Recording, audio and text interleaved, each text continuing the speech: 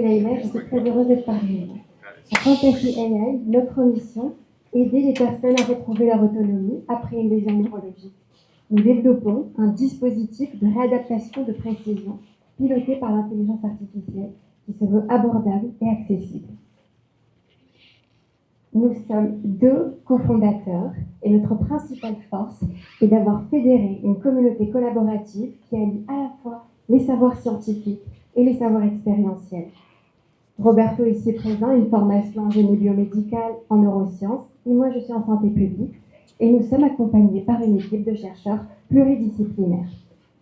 Au centre de notre équipe, on retrouve les patients, leurs familles et les organismes qui nous soutiennent. Nous avons stratégiquement choisi de co-construire avec eux la technologie pour s'assurer qu'elle répond à leurs besoins. Qui est-ce qui peut utiliser notre solution? Ça va du curatif jusqu'au préventif. Il y a plus de 56 millions de personnes qui vivent avec les séquelles d'un AVC, une amputation, une lésion médulaire et une sclérose en plaques. De l'autre côté, il y a aussi il y a plus d'1 milliard de travailleurs à risque de blessures préventives dans les domaines de la manutention, l'agriculture ou encore la construction. On a un investisseur qui nous a récemment contacté pour nous dire si le stimulateur pouvait marcher sur des vaches. Donc, le marché est grand.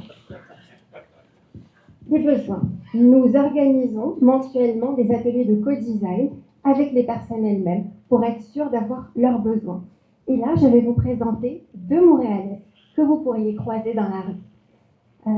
Julie a été amputée et elle dit que la réadaptation, c'est pas juste physique, c'est avant tout mental. Il faut énormément de patience. Il y a des goulots d'étranglement dans le système de santé. Il faut attendre pour tout. Et chaque minute d'attente, c'est une raison d'abandonner. Il y a Lauriève qui a une lésion médulaire incomplète. Et elle dit « Je sens encore mes jambes ». Le centre de réadaptation, on ne vous apprend pas à marcher, on vous apprend à devenir autonome sur une chaise roulante. Pour retrouver de la mobilité, il faut aller dans le privé. Et je n'avais pas les moyens. Vous l'aurez compris, la réadaptation, c'est un combat qui épuise physiquement, mentalement et financièrement. À cela s'ajoute un problème d'ordre clinique. C'est que la majorité des thérapies sont standardisées, elles sont donc inefficaces parce qu'elles ne sont pas adaptées aux paramètres biologiques de chaque personne. Ce que nous proposons, c'est grâce à l'IA de personnaliser chaque séance de réadaptation pour l'adapter en temps réel aux besoins de chaque patient. Qu'est-ce que ça permet? Ça permet d'augmenter la vitesse de 2 millions de pourcents. Ce qu'on observe dans la littérature, et ce qu'on a vu déjà avec nos partenaires, c'est que dès que les patients voient des progrès rapidement, ça augmente leur engagement et leur adhérence au traitement de 50%. Notre dispositif, il peut s'utiliser dans le confort de son domicile, entouré par sa famille. Et donc, ça réduit les délais d'attente, ça désengage le système de santé et ça permettrait de réduire les coûts de 70%. Je vous présente VIDA. C'est un stimulateur électrique non invasif qui va être collé au niveau de la moelle épinière. On a 3 agents d'IA. Le premier va adapter la stimulation en fait, il va capter les signaux et il va pouvoir adapter la stimulation en conséquence aux besoins de chaque patient. Le deuxième agent permet de prédire la trajectoire de récupération et donc il va analyser et classifier les données. Et le troisième agent va permettre de suggérer les meilleures recommandations. Et on cherche aussi à avoir ce serait un chatbot où les gens pourraient échanger et ça permettrait de créer une communauté. Alors nous avons commencé nos tests. Nous avons reçu une subvention de recherche pour commencer avec le CHU Sainte-Justine sur 6 patients pédiatriques. Pourquoi commencer par des enfants? Parce qu'ils ont tout l'avenir devant eux et ils ont un système neuronal qui est exceptionnel pour ce type d'intervention. Alors, c'est le moment de déconstruire les préjugés sur les personnes handicapées et leurs familles quant à leur capacité de consommation. Elle est là, elle est disponible, mais elle est ignorée parce qu'on ne les consulte pas suffisamment. Il y a une capacité de consommation de 6 milliards au Québec et de plus de 18 trilliards à travers le monde. Ce qu'on propose, c'est qu'on veut déployer Vous me rajoutez une minute? Oui, tout le monde a dit. Tout le monde a dit. Donc, ce qu'on veut, c'est déployer une stratégie qui permette à la fois de continuer notre innovation, mais qui soit immédiate. La première, on pourrait commercialiser dès aujourd'hui des kits de développement auprès des chercheurs, parce que chaque publication scientifique, c'est un argument de plus pour convaincre un assureur, un hôpital ou la RAMQ. On prévoit aussi, on est en négociation avec 2 cliniques privées.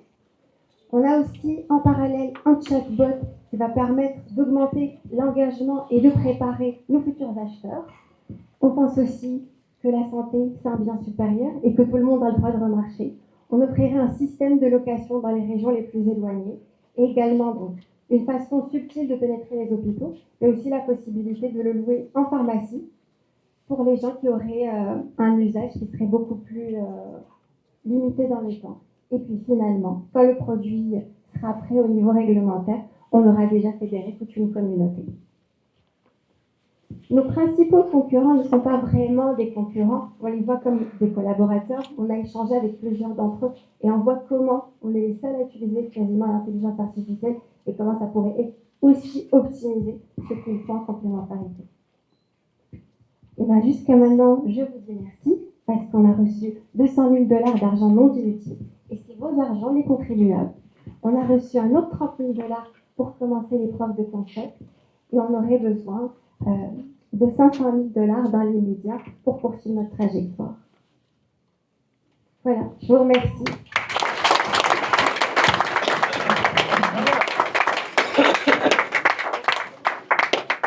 On va prendre un petit 30 secondes pour essayer d'arranger notre clicker. Oui? Il est de retour? Vous êtes? Oui? No questions? Questions from the room. No way, man. Non, attends, on va prendre des questions pour notre présentatrice. Nick, c'est toi qui as la mission de... Est-ce qu'il y a des investisseurs qui ont des questions dans la salle? Oui, d'accord. I will ask the VCs to present, at least mention your fund, so you're not in a serious fund. Hi everyone, Jordan from Graphite Ventures. So we're a fund that's now recently active in Montreal. We've been around for about 5 years, investing in seed stage in B2B software. Donc ma question pour toi, c'est par rapport aux hallucinations. Donc comment est-ce que vous gérez ces risques-là, surtout dans le milieu de la santé, et surtout quand vous allez être au niveau de chercher une approbation par les agences régulatoires par rapport à ça? Je vous remercie pour la question. En fait, le chatbot ne sert pas en fait à... Il prédit. Oui, il y a des hallucinations. On y travaille. La vérité, je ne suis pas la CTO. Donc, je vous demanderai de poser la question à Roberto. On pourra en parler plus tard. Okay. Plus au niveau de risque potentiel, pas nécessairement la technologie spécifiquement, mais plus comment est-ce que vous gérez ces risques quand vous voyez dans le long terme à chercher l'approbation, vu que c'est des nouvelles technologies qui sont en train d'être utilisées. Écoutez, les risques existent. On essaye de les mitiger. On utilise essentiellement des données probantes pour entraîner notre modèle. Donc, ce ne serait pas un modèle ouvert un peu comme ChatGPT, mais qui serait uniquement entraîné sur des données scientifiques. Merci.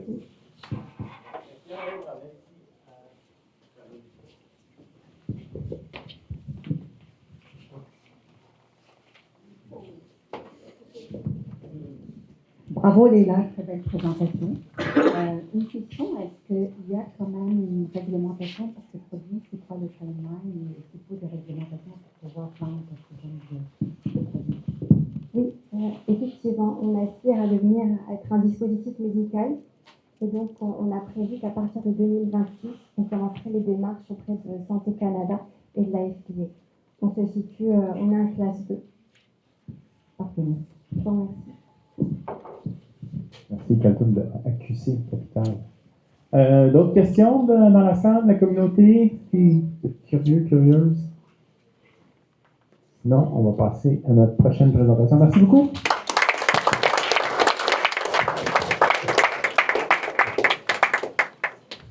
Andy.